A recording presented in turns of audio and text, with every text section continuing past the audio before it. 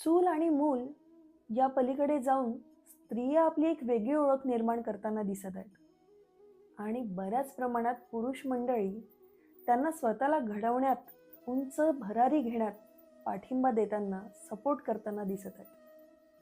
त्या प्रत्येक पुरुषाचे आज मला आभार मानायचे आहेत. जसं एखाद्या सक्सेसफुल पुरुषामागे एका स्त्रीचा हात असतो असं म्हणतात, तसंच उंच भरारी घेणाऱ्या एका सक्सेसफुल स्त्रीमागे एका पुरुषाचा पाठिंबा आणि पाठबळ असतं. हे दुर्लक्षित करून आपल्याला चालणार नाही.